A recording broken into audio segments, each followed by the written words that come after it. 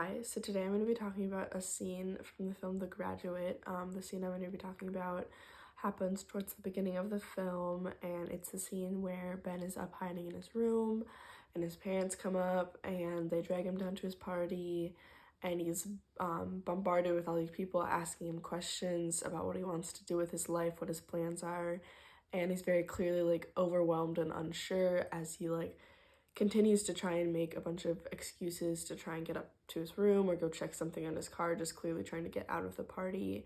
And he is constantly just pulled back into the party until at the end of the scene where he is able to literally run up the stairs and slam his door and get back into his room.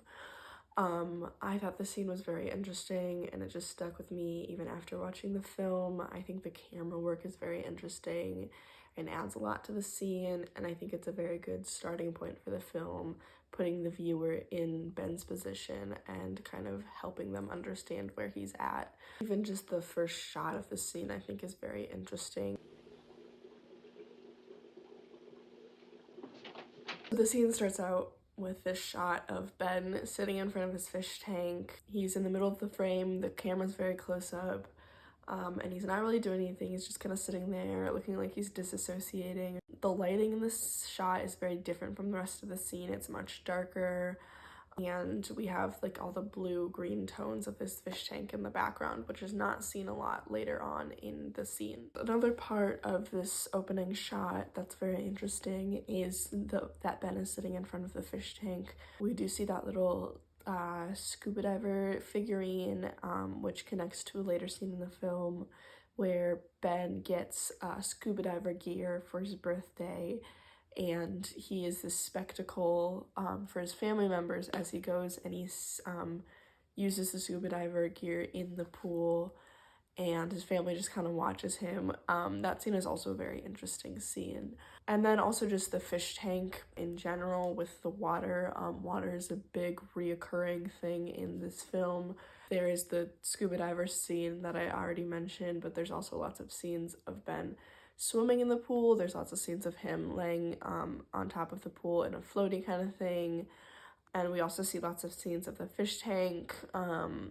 So water is a very important reoccurring thing throughout the film. I think it could possibly be Ben's feelings of being overwhelmed, him feeling like he's drowning, him feeling like he's being suffocated and overwhelmed, which is, you see more of that theme later on throughout the scene, just shown in other ways, not using water. So I think that's just a very interesting aspect of how the scene starts out.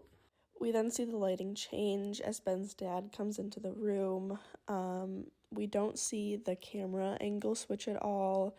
The camera stays exactly the same, doesn't move or anything, which is very interesting because normally with the dialogue scene, the camera would move and switch angles, or you would see a shot reverse shot showing the characters talking to each other. But in this scene, the camera stays as it was, and we just see the back of Ben's dad's head and or the side of his face as he turns here, and that's just very interesting and unique.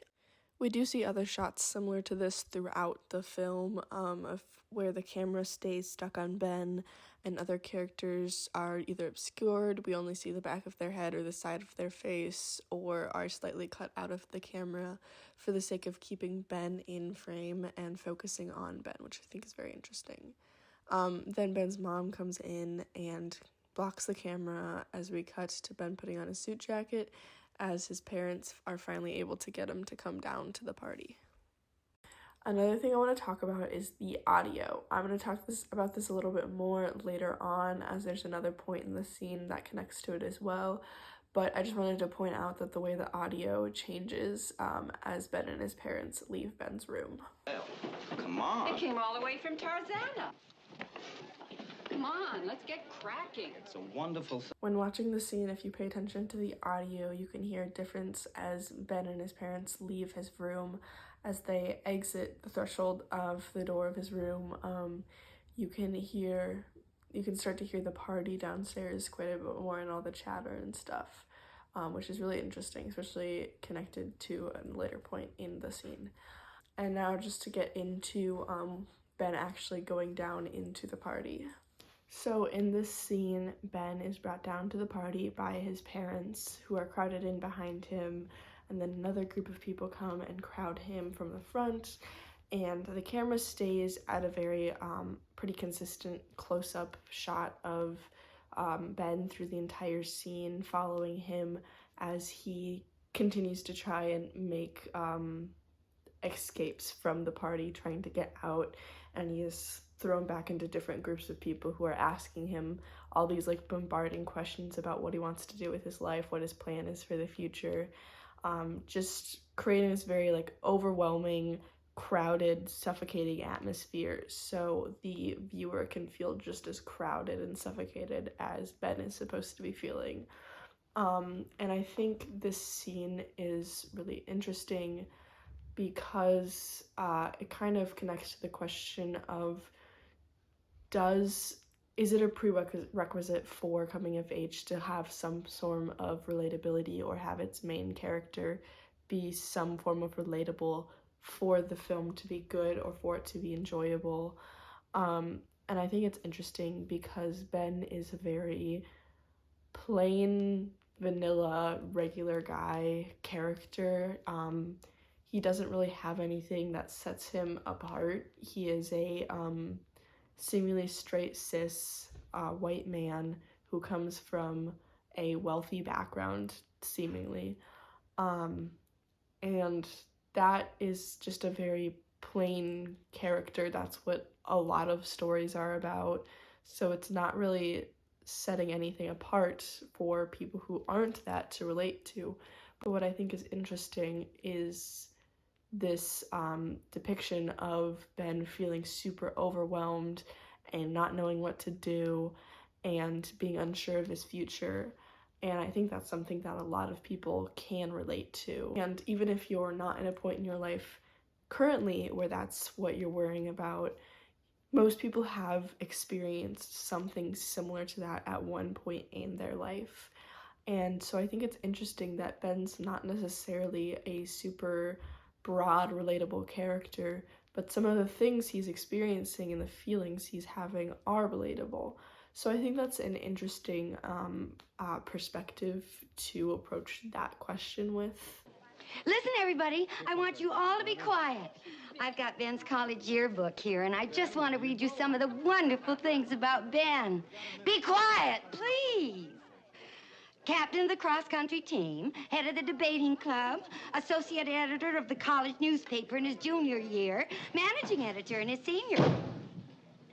So now to talk about this final little bit of the scene, as Ben is going back inside after having a very weird conversation about plastics. The audio is very loud in this scene, as there's someone talking about Ben's yearbook and reading off different achievements that he has. He's walking inside, trying to not get caught talking to people, trying to just get away. And it's in this part where we see the one time that the camera is not stuck on Ben in this entire scene. So the camera's following Ben up until he gets caught talking to someone very briefly, and the camera for a moment goes and focuses on Miss Robinson in the background. It's a very brief moment, not super noticeable, but it's there. And then the camera starts following Ben again as he literally runs up the stairs and slams his door. And after he slams his door, everything is quiet. There's not the person in the background talking about his yearbook, and everything is silent again as he's gone back through the threshold of his door and into the quiet space where he feels safe and he's not crowded by all the chatter and all the people. Overall, I think this scene is very good introduction to the film, as well as a very good introduction to Ben's character and a lot of the feelings and dilemmas that he's having that are decently relatable. I think despite the fact that Ben as a character isn't necessarily relatable or applicable to all situations and all people, I think a lot of the feelings and dilemmas he's having are relatable, even though a lot of the choices he makes are not the greatest and are interesting. and are decisions that not a lot of people would make. I think this scene sets up a very good starting point for the film for the viewer to find some common ground with Ben.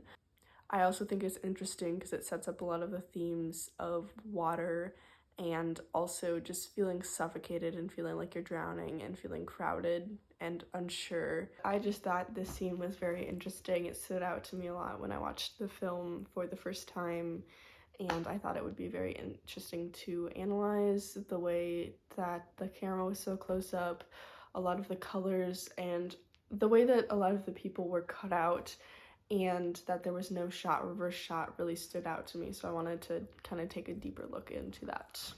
Thank you.